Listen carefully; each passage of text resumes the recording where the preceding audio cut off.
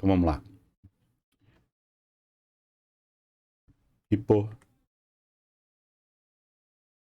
Hiponatremia.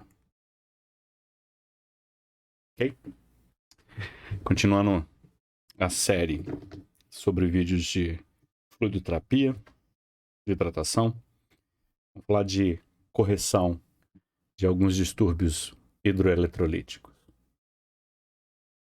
Então vamos começar por hiponatremia. Ok? Hiponatremia é um diagnóstico laboratorial em que o sódio sérico está menor do que 135 mEq por litro. O sódio normalmente está ali entre 135 e 145. Então, quando está abaixo de 135, eu tenho uma hiponatremia. Ok?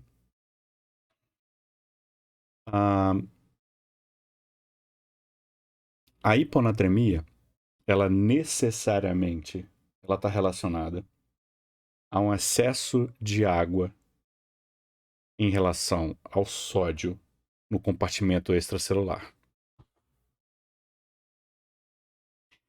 E por isso mesmo, uma hiponatremia verdadeira, ela é hipoosmolar. Uma hiponatremia acompanhada de uma osmolaridade normal ou aumentada, ela não é uma hiponatremia verdadeira. Okay? Ela é uma hiponatremia verdadeira, ela deve ser hiperosmolar, ou seja, além da dosagem de sódio ser abaixo de 135, eu vou ter, então, vou colocar do lado de cá, eu vou ter, então, uma osmolaridade menor do que 280. Essa osmolaridade, ela pode ser estimada através de uma fórmula, ou ela pode ser calculada em laboratório. A fórmula de estimativa mais comum, 2 vezes o sódio mais a glicose dividido por 18 mais a ureia dividido por 2,4. Certo? Certo. Bom, se eu tenho um sódio baixo, mais a minha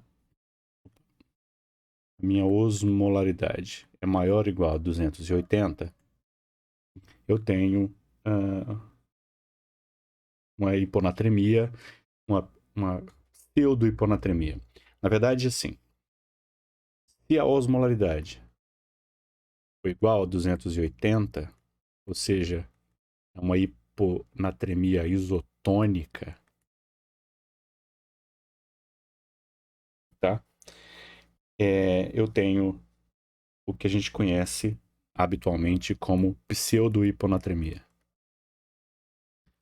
Pseudo-hiponatremia é um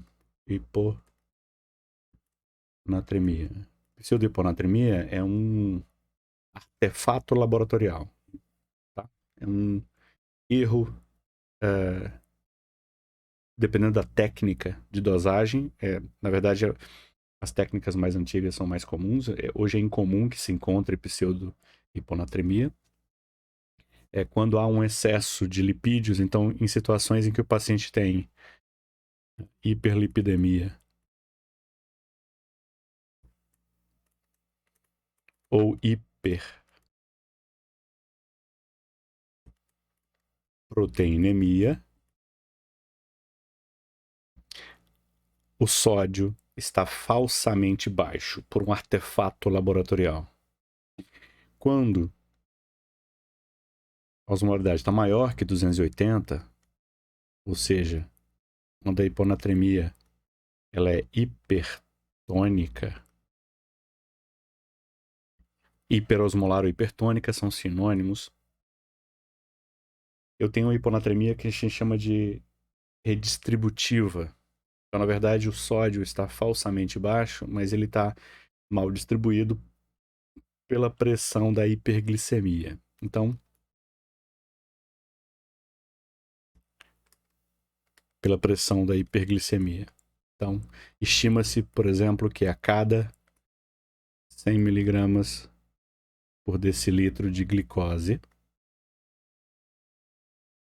que aumenta, eu tenho uma queda 2,4 ml de sódio. Então, em pacientes diabéticos evoluindo com hiperglicemia, eu vou ter essa queda da hiponatremia induzida pela hiperglicemia. Tá? Então, nesses casos, eu não vou corrigir o sódio, vou corrigir a glicemia, e aí o sódio vai voltar ao normal. Certo? Certo. Então, toda hiponatremia deve ser hipoosmolar ou hipotônica. Ou seja, a osmolaridade tem que estar abaixo de 280, calculada ou por laboratório.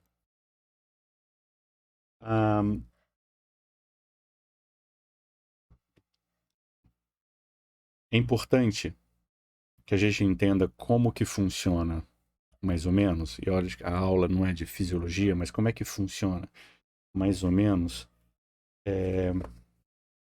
o controle de sódio e de água. É importante isso porque vocês têm que entender que as alterações de sódio é igual às alterações de água. Ok? Então, as alterações para mais ou para menos na dosagem de sódio sérico é a mesma coisa que dizer déficit ou excesso de água livre.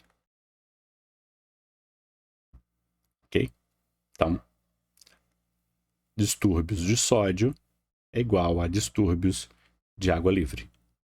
Então, em situações de hiponatremia, eu tenho um excesso de água livre em relação ao sódio sérico. Ok? E por isso mesmo, essa hiponatremia, a hiponatremia verdadeira, ela é hipoosmolar. Beleza, você acabou de encontrar o primeiro exame laboratorial que eu tenho que fazer quando eu vou abordar um paciente com hiponatremia. Eu preciso estimar a osmolaridade sérica do paciente. Então, assim, o que acontece? A gente tem no corpo, desenhar aqui um sistema nervoso central bonito. A gente tem no corpo, no sistema nervoso, osmoreceptores.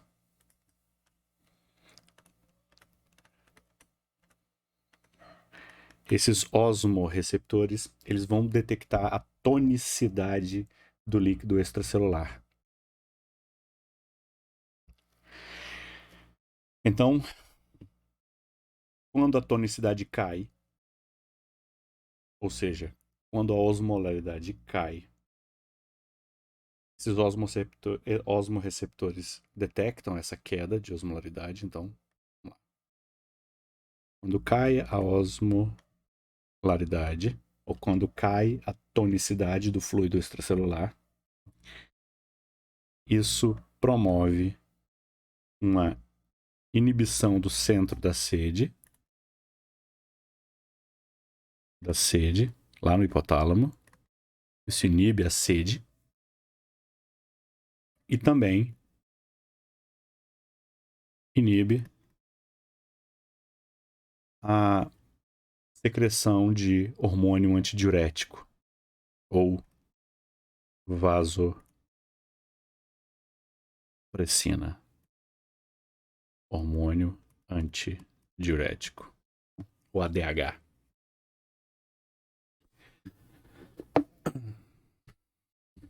Então isso é feito porque se há uma queda da osmolaridade, significa que há um excesso de líquido. Então eu não posso mais beber água E eu tenho que inibir a produção de vasopressina, porque a vasopressina ela serve para reabsorver a água lá no rim. Tem o rim aqui. O rim ficou meio feio.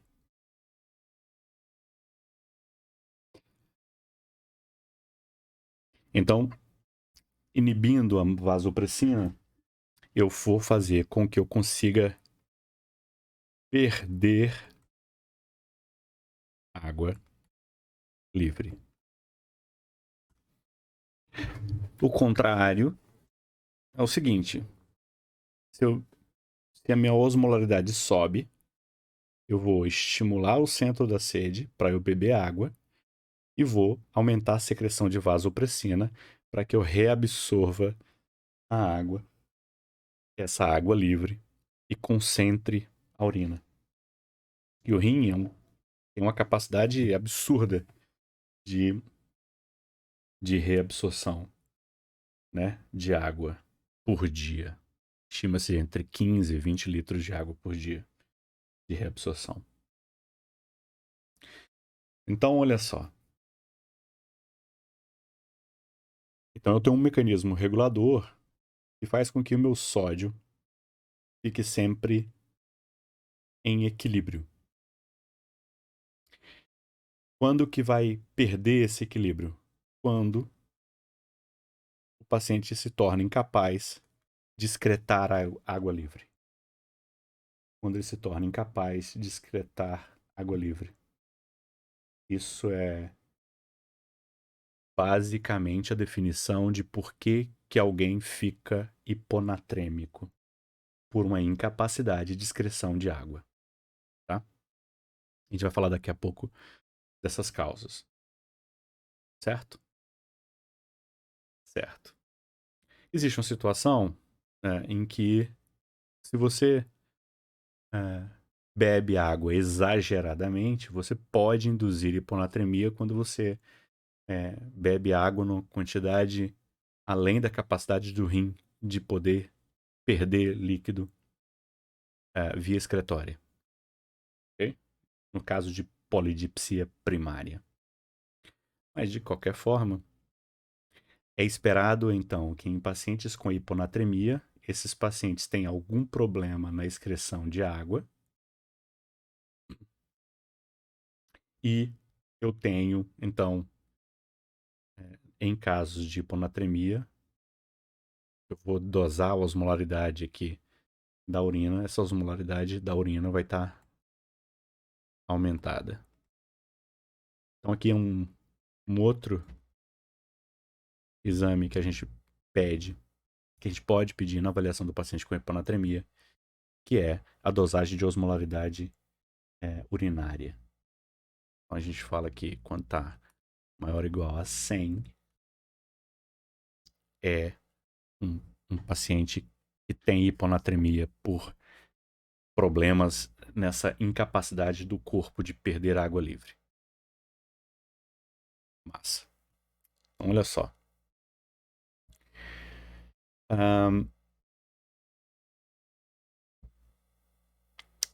Vamos falar de clínica. Então tá, tem uma coisa aqui que é interessante, que é o seguinte. A definição de hiponatremia é uma definição laboratorial. Então, comentei aqui com vocês que eu sei que o paciente tem hiponatremia porque eu tenho um sódio menor do que 135 associado a uma hipoosmolaridade, uma osmolaridade menor do que 280. Ok?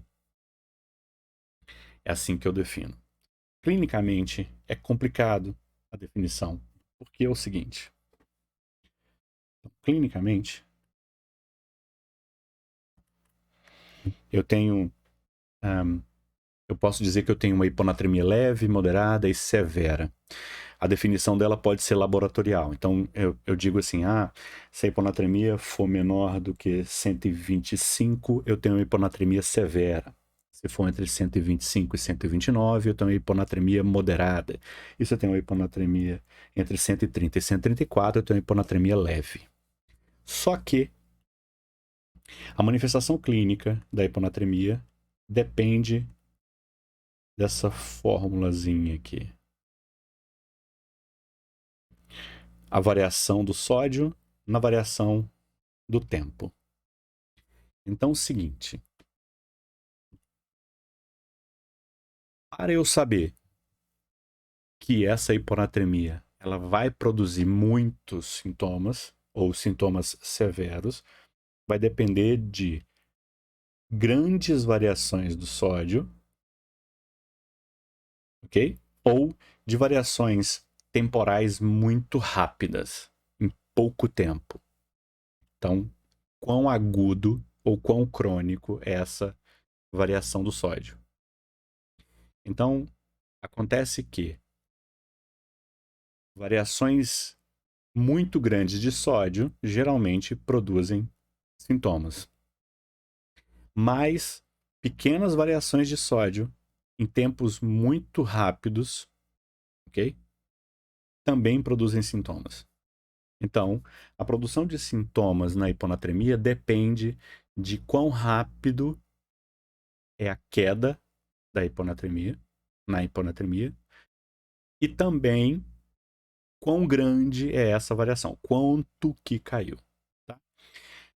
Mas aí a gente tem assim, os sintomas são assim. Na maior parte das vezes a gente encontra pacientes assintomáticos. É comum que pacientes com hiponatremia estejam assintomáticos. Então, nos quadros leves,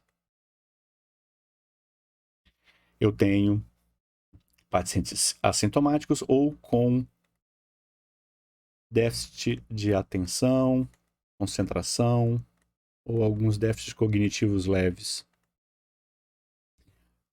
Pode estar relacionado a aumento de risco de queda em paciente idoso também. Quando o quadro é moderado, eu começo a apresentar náuseas, vômitos, dor de cabeça. Dor de cabeça.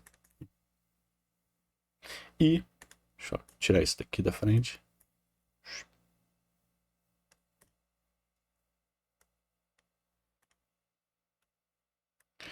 E, quando eu tenho um quadro severo, eu começo a ter rebaixamento do nível de consciência. E aí eu tenho um paciente sonolento, torporoso, comatoso, acompanhado ou não de convulsões, e pode evoluir com parada cardiorrespiratória. Ok? Ok. Então, se a gente for... São sintomas muito inespecíficos. Então, pelos sintomas é extremamente complicado. E os sintomas são muito parecidos, tanto na hiponatremia quanto na hipernatremia. São muito semelhantes. Então, não consigo diferenciar. Não consigo dar um diagnóstico clínico de hiponatremia sem a minha avaliação laboratorial. Tá? Então, funciona mais ou menos assim. Grande parte das vezes, essa hiponatremia é leve ou é crônica. Então, a maioria dos pacientes, muitos pacientes são assintomáticos. Tá? A hiponatremia é, talvez, o distúrbio eletrolítico mais comum entre pacientes hospitalizados. Ok? E as hiponatremias severas, pode encontrar na emergência, em UTIs, elas têm uma alta taxa de mortalidade, então são extremamente... tem uma alta taxa de mortalidade. Além de que a hiponatremia, em algumas condições clínicas, ela tem valor prognóstico. Então, a hiponatremia tem valor prognóstico no IAM. IAM com hiponatremia morre mais do que IAM sem hiponatremia. Nos pacientes com cirrose em fila de transplante, nos pacientes com pneumonia. São dados de prognóstico para esses pacientes. Ok.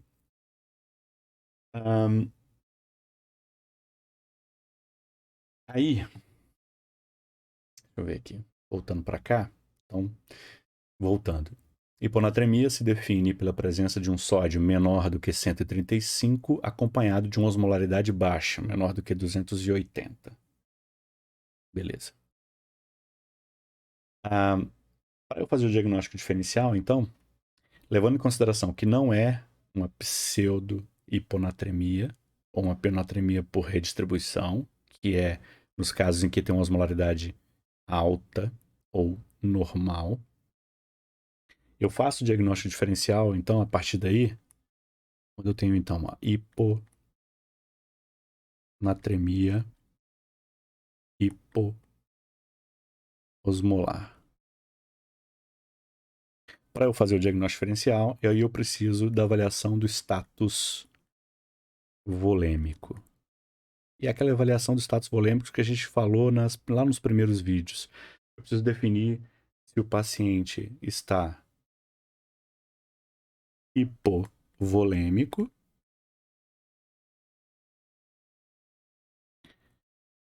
euvolêmico ou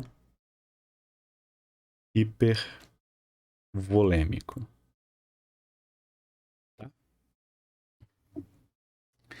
Então, no meu diagnóstico diferencial, funciona mais ou menos assim. Nos pacientes que estão com hiponatremia hipoosmolar e na minha avaliação ele está hipervolêmico, eu tenho hiponatremia por diluição do soluto. Então eu tenho um excesso de água em relação ao sódio que dilui esse soluto. Então, que situações? Situações de doenças sistêmicas edematogênicas. Então a gente tem insuficiência renal, insuficiência hepática, insuficiência cardíaca, né? E síndrome nefrótica. Aqui, uma coisa que ajuda a diferenciar é o seguinte. Nessa fase, para eu diferenciar a insuficiência renal de outras causas, quando é por insuficiência renal, eu vou dosar o sódio na urina. Tá? Então, quando é por insuficiência renal, eu tenho perda de sódio na urina associada. Então, eu tenho um sódio urinário maior do que 20. E aqui, nesses casos, eu tenho um sódio urinário menor do que 20. Ok? Mas, de qualquer forma, que eu tenho situações edematogênicas aqui. As hiponatremias, quando tá com hipovolemia, eu tenho, vamos dizer assim, pacientes que perdem água. Aí eles perdem água com sódio e ficam hipovolêmicos e hiponatrêmicos. Então essa perda, nesse caso da hipovolemia, eu tenho a perda renal. Por perda renal, essa perda renal está relacionada, por exemplo, ao uso de diuréticos.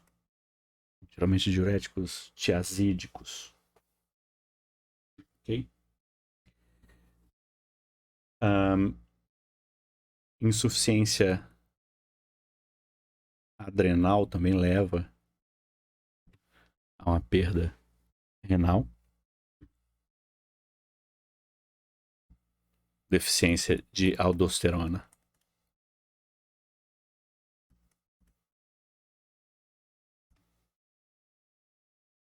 Ou por perdas extrarrenais. Então o rim não tem nada a ver com isso. O rim está ok. O problema não é no rim. Então são as causas comuns de perda de água. Então perdas do trato gastrointestinal, doenças com diarreia, vômito, náusea, perdas sanguíneas hemorrágicas, perdas para o terceiro espaço, no caso, por exemplo, de pancreatite, por exemplo, queimaduras.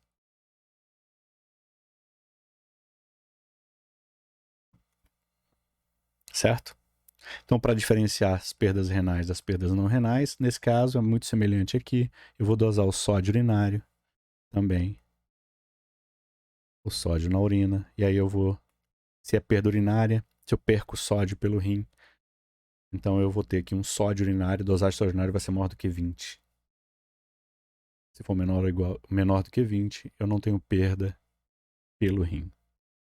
E, por último, os pacientes euvolêmicos.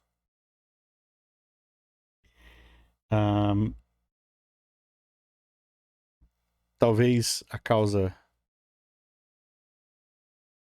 mais comum é a síndrome da secreção inapropriada do hormônio antidiurético, que a gente pode falar especificamente dela depois, mas talvez seja a causa mais comum relacionada a isso.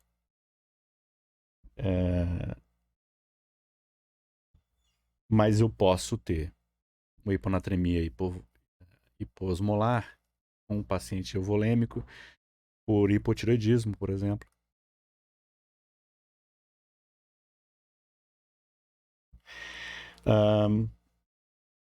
Dor, estresse, náusea.